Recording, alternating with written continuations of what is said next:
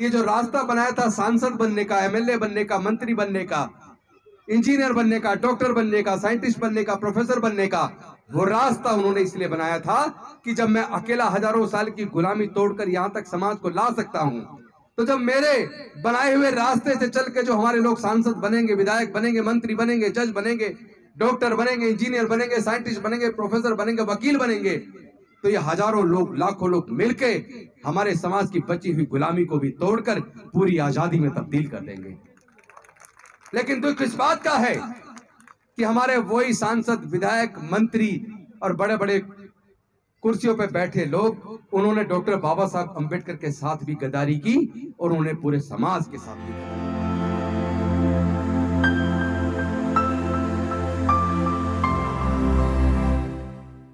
बात यह है, कुछ ऐसे लोग होते हैं जिनकी जयंती सरकारें मनाती हैं, लेकिन डॉक्टर बाबा साहेब अंबेडकर जी की जयंती लोग अब एक एक गरीब आदमी एक एक रुपया इकट्ठा करके गांव-गांव के दूर दराज में और इतने मन से, इतने अच्छे भाव से मनाते हैं।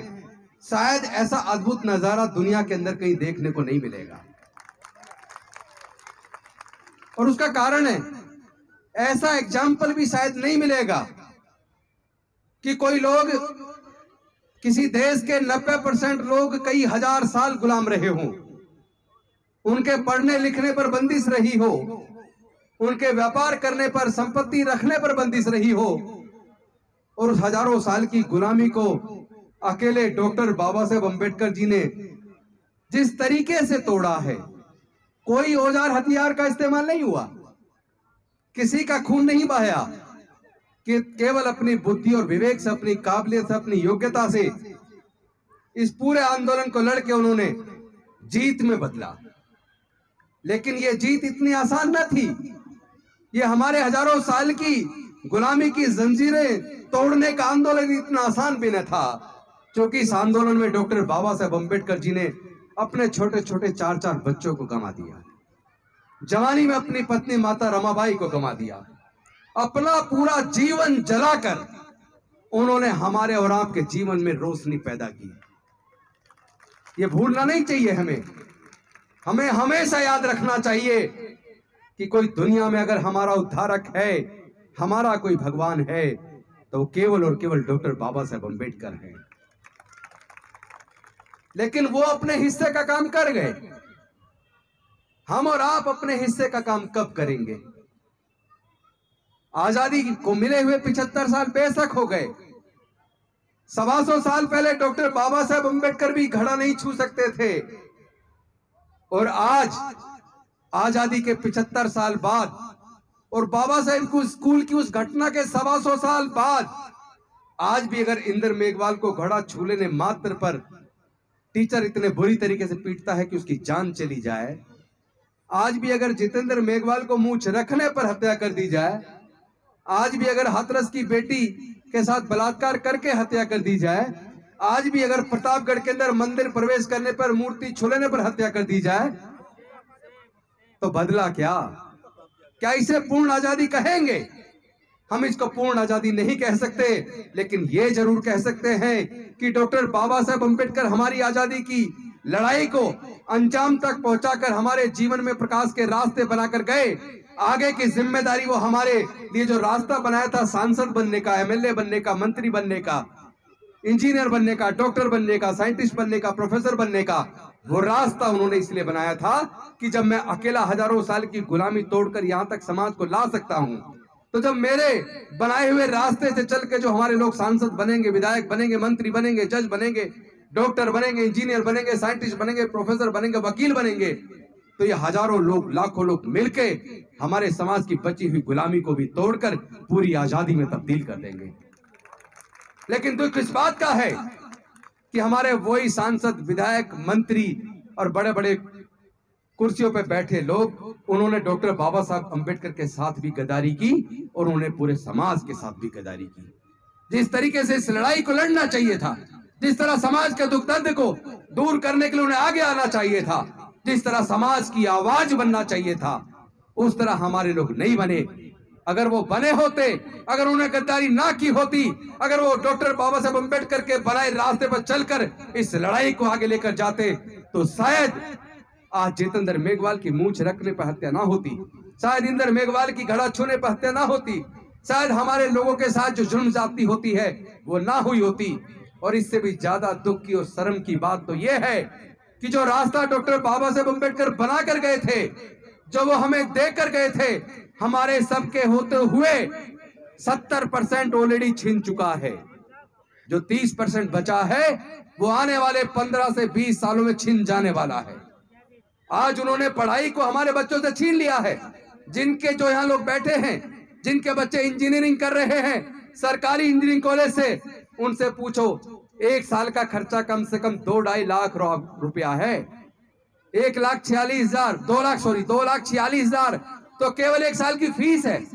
हॉस्टल का खर्चा, किताबों का खर्चा, ट्यूशन का खर्चा, ट्रांसपोर्ट का खर्चा, खाने का खर्चा, बाकी सारे खर्चे जोड़ लें तो 4 साल की इंजीनियरिंग का कोर्स कराने के लिए आपको कम से कम 15 लाख रुपया चाहिए। नेशनल लॉ यूनिवर्सिटी में अपने बच्चे को एडमिशन कराते, लॉ 5 साल का कोर्स है, 5 साल का कोर्स कराने के लिए लॉ कम से कम 15 लाख रुपया चाहिए। IIM कराने के लिए कम से कम 44 लाख रुपया चाहिए।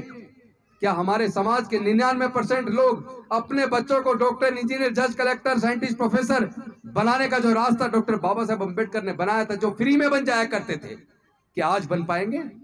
क्योंकि मैं वकील हूं, भानु प्रताप जी मेरे दोस्त हैं, वो वकील है। हम लोगों ने वकालत तक की पूरी पढ़ाई का खर्चा जोड़ा तो 8,000 रुपया, पहली क्लास से लेकर LLB करके वकील बनने तक का मेरा पूरा खर्चा मैंने जोड़ा 8,000 रुपया। लेकिन जब मैंने 2000 में अपने बच्चे का एडमिशन कराया LKG में, 8,000 रुपए खर्च हुए। 2000 में सन, तो यानी क्या बदला?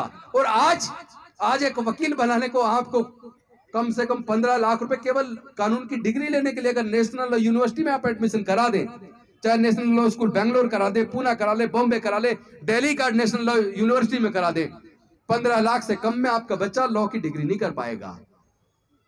तो जो बाबा साहब ने तो फ्री में बनाने का रास्ता बनाया था, लेकिन आज इन्हीं सरकारों ने, जिनको हमने चुनकर भेजा और जिन संसद और विधानसभाओं के अंदर अपने सांसद विधायक भेजे, उन्हीं के रहते सरकारों ने हमारे बच्चों से शिक्षा को छीन लिया, इतना महंगा कर दिया कि पैसे के अभाव में हमारे बच्चे पढ़ ना पाए। तो हमने पाया क्या? हमारे नेताओं ने किया क्या?